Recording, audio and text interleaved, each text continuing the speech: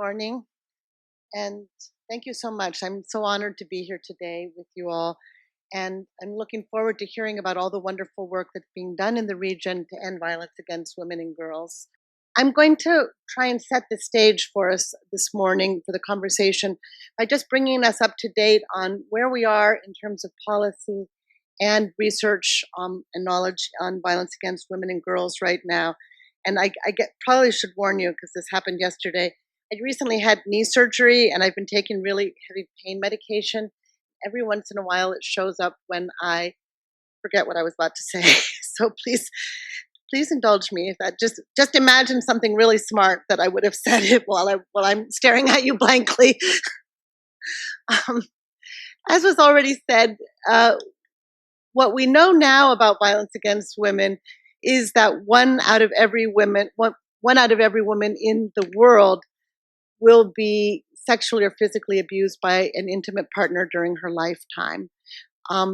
We've been saying that for a long time, but it actually is only in the last few years that we actually have very robust evidence to back this up.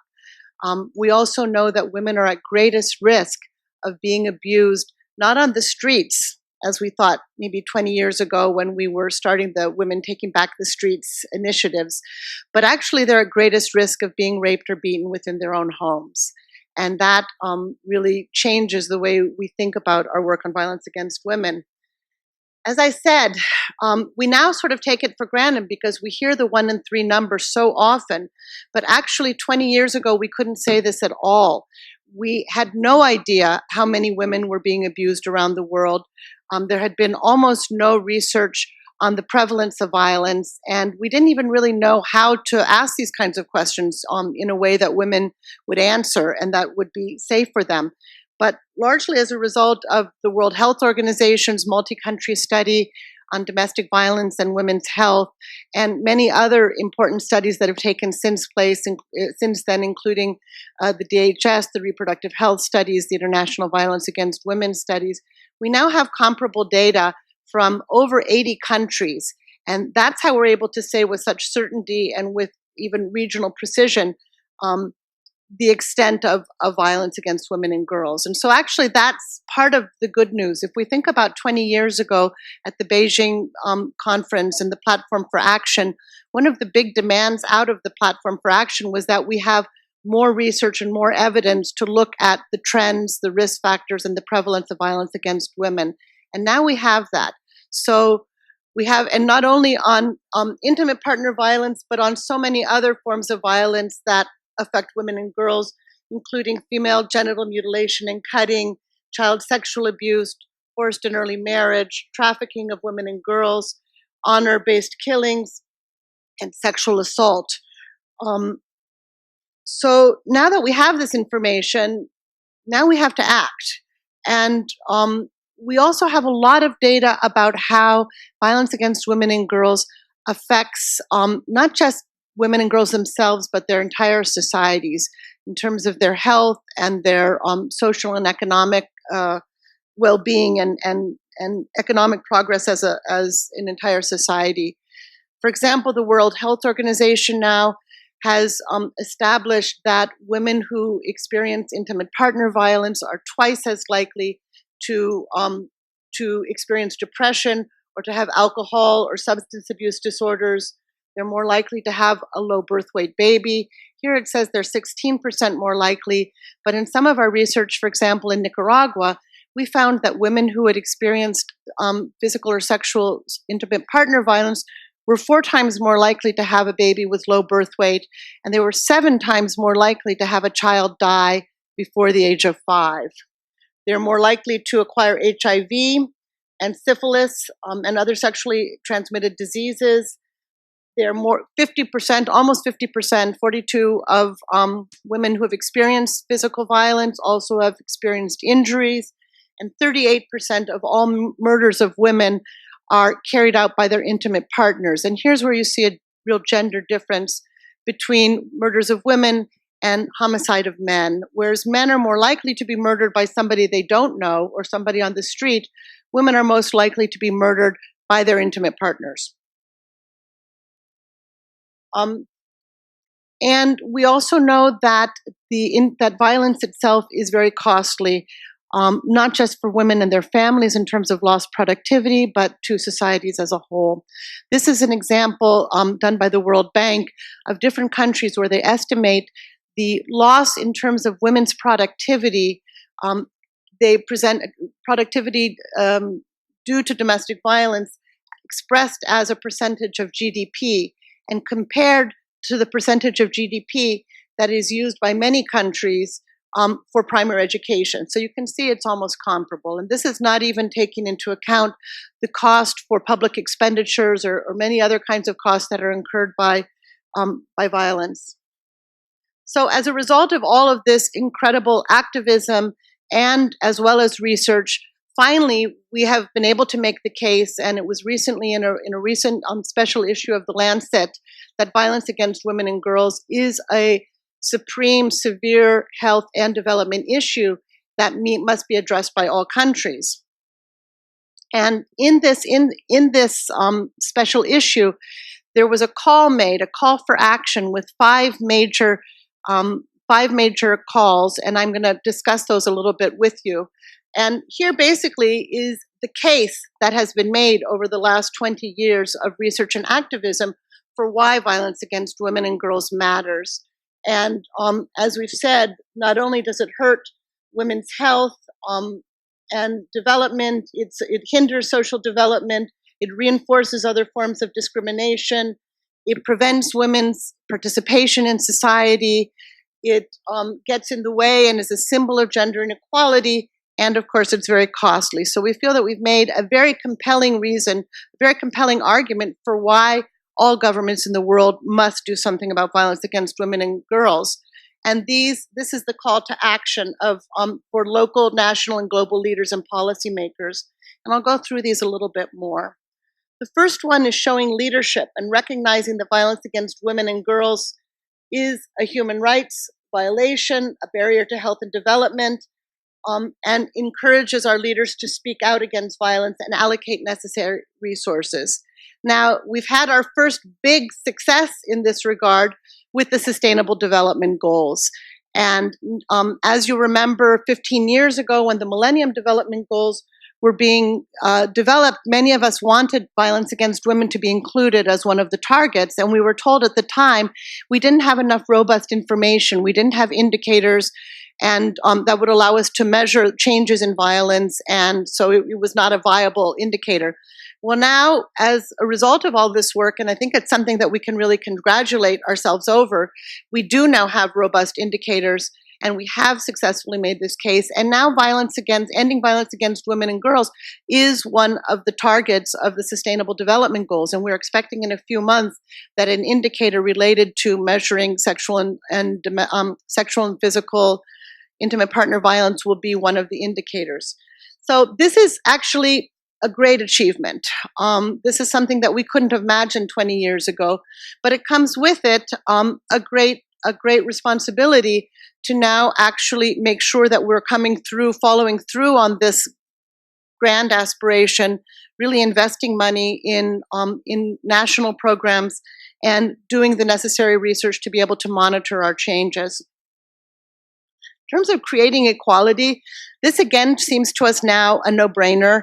But 20 years ago, most of our interventions on ending violence against women and girls had to do with very individual issues like anger management, batterers intervention, shelters, responses to violence. They were not about prevention, and they were not about promoting gender equality. So this is something really important for us to remember that, and we know this now from lots of research, that countries that have greater inequality between men and women are the countries also that have the most violence against women. And I will be talking to you a little bit more about that with some of Lori Heisey's most recent research. For example, so Lori Heisey, I'm sure you all know, she's the person who really started this field of international research on violence against women and who developed the socio-ecological framework for understanding violence. Looking at the data from the WHO study, she was really interested in understanding why some countries and some sites have relatively low levels of violence. For example, Japan and Serbia, urban areas, had lower than 4% 12-month prevalence, whereas other places such as Ethiopia had almost 53%, 54% violence, and really wanted to understand what is it that explains this kind of enormous variation. And she did a really interesting piece of sort of macro analysis. She took data from 80 different countries and put it into a regression model with data from each one of these countries in a broad variety of socioeconomic kinds of indicators, including per capita GDP, a percentage of women studying in secondary school, social norms, land rights, etc. And she found that a almost direct correlation between countries that have a high prevalence of physical violence against wives, that would be on the left side axis, and then prevalence of high male control of female behavior.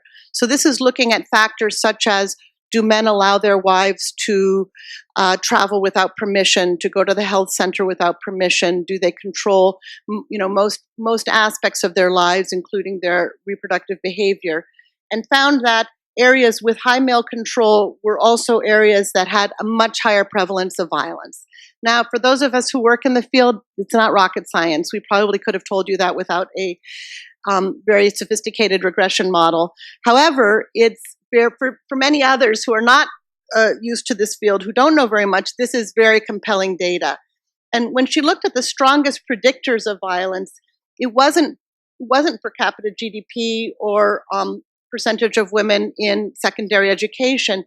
It had to do with women's economic rights, access to divorce, access to land and property, and very importantly, norms around the acceptability of violence and around male authority and control. I'll give you a little bit more information about that. This is really important for us because we've thought for a while that land tenure and access to property and assets was very key to risk of violence, but we haven't had a lot of good proof of it. We do know, for example, from a study in India, that only 7% of women who own property reported violence compared to 49% of women who did not own property. However, these are all cross-sectional surveys, so we can't really tell sort of which one started first or what the direction is. But from her data, from Lori's data, it's clear that we could reduce a lot of violence simply by increasing women's economic rights, not just their income, but their access to property and to inheritance. So changing norms is another big piece of this, and we've known this for a while, but it also comes out very clearly in Lori's research that if we want to address violence, again, it's not just looking at violent behaviors, looking at the norms that underlie and that encourage this behavior by saying that actually men have the right to beat their wives under certain circumstances. We don't have very good measures yet on social norms, but we do have this question that I'm sure you've all seen many times, which is it's used in the DHS and the WHO surveys and others, which is asking women, do you think that a husband has a right to beat his wife under different circumstances, if she goes out without asking, if she is unfaithful, etc.? And here you can see that, for example, in Ethiopia, 80% of women think that a husband is justified in beating his wife if she disobeys him, and 46% if she refuses sex. And that's compared to some other countries like Serbia, Montenegro, where we already saw that the prevalence of intimate partner violence was fairly low, where it's 1 or less than 1% of people who believe that husbands are entitled to beat their wives. Now, again, not rocket science, it makes total sense, but we didn't really have this evidence before, and it's something that we should really be pushing now to show that social norms and changing social norms has to be an important part of all of our efforts to end violence. Another piece of recent information that I'd like to mention to you, and one of the authors of this program, Jane Kimitari, is here with us, so I'm sure she'll mention it more in our panel in the afternoon.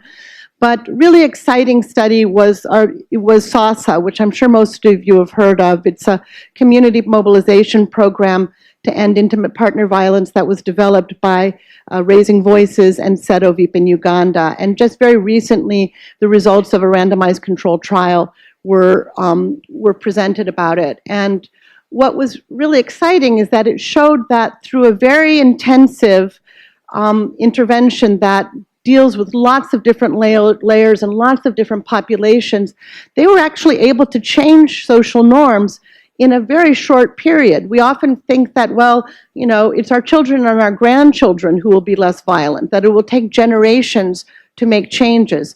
But they were able in an entire neighborhood to reduce the number of people who think that physical violence against a partner is appropriate from 26% believe that it's not appropriate in the control communities, and in the intervention communities, 3/4 of the people there believe that it is never acceptable for a husband to beat his wife. That's a big difference, and I just need to point out to you that this was a study that was done over an entire population. It's not the result of people who participated in a specific workshop or intervention. So basically, by doing this very intensive community-based intervention, they were able to have an impact on people, just regular people living there who hadn't even gone to a workshop or anything, who were just exposed to these messages in a very effective way. And I think that's very hopeful. Not only were they able to change attitudes, but they were able to go a step further, which is always the step that eludes many of us. You know, we have many programs that are able to change norms, but they don't make the additional step of actually being able to change behavior. And in the SASA program, we found that communities in the intervention group had 50% less physical violence against partners than in the control groups. And that's really quite an astounding finding over just a few years.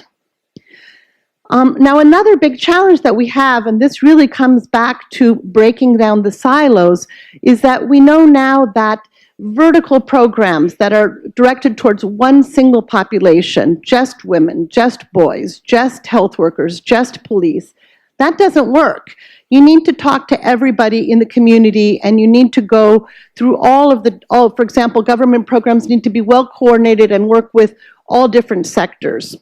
And I know you're all familiar with the socio-ecological framework that Lori Heisey made popular. This is a version that Raising Voices presents in communities, and it basically just shows that you have to, if you want to address violence that takes place in the relationship and in individuals, you also have to work with the community, and you have to work with society. You need to talk to cultural leaders, to teachers, to healthcare workers, to police. You have to work with the media, with national policies and laws, with international agreements. Now, none of us can do all of that, but each of us can do part of it.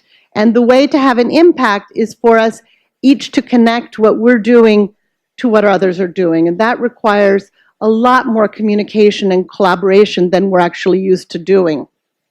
And using platforms that already exist. We don't have to make up our own economic programs, for example. What was so brilliant about the IMAGE program in South Africa that Julia Kim did was that they found also a 52% reduction in violence against women who were involved in this program, but it's women who are involved in an existing microfinance program. So basically they were using an existing platform, adding additional interventions around norms, around women's rights, around violence and HIV. They're able to have a huge impact while at the same time improving the effect of the actual finance program. So if we do more of this, other examples I know were presented, many of you saw yesterday if you were in the UN Women program, saw examples of the GEMS, the Gender Equality Movement in Schools that was carried out by ICRW in India, found that they were able very quickly to scale up to hundreds of thousands of children by developing an intervention that could be easily carried out in primary schools to promote gender equity and against violence. That's something that none of us could dream of doing if we were trying to do our own special individual project on violence against children in schools. Just wanted to leave you with some resources There's a resource guide that Global Women's Institute, together with the World Bank and the Inter-American Development Bank, developed to have sector-specific briefs for people working in this, who are not necessarily GBV experts, but are working in education or health or finance. And the purpose of it is to really help them understand that not only will their programs themselves not be successful if they don't acknowledge the possibility and address the possibility of GBV in their program, not only do you need to do this if you want to be successful in your health and your economic programs, but actually these are opportunities to have a huge impact in addressing violence against women at a fairly low cost and in a way that's fairly scalable. The final point is around investing in research and programming. And as I said yesterday, in my graduate studies, I was taught that I should end every scientific paper with the sentence, "More research is needed." So I've been following that for many years. Clearly, we know a lot, but we don't know, there's a lot that we don't know. And if you're interested in hearing more about this research, you can look up this article that we did in the Lancet in December, where we did a systematic review of programs that were working and not working to address violence against women. We did a very extensive systematic review. We found that we found that research was very much biased and skewed towards high-income countries. 80% of the data came from only 6 countries that represent 6% of the world's population. And even though all of these studies had as their goals to reduce or prevent violence against women, in fact, almost all of the interventions were about response. They were batters interventions, they were health care, they were shelters. They weren't actually doing primary prevention.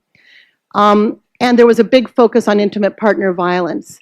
So what was very exciting is that we found from low and middle income countries, although there's much less research, we found some very exciting trends, including the fact that there's much more focus on prevention.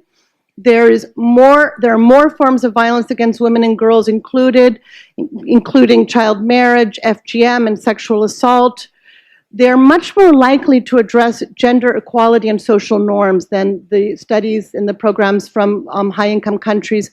And they're much more likely to engage men and boys, not just as perpetrators, but as partners in preventing violence. And these are all trends that we find very exciting and very positive, and led us to our sort of final conclusions about what we think works.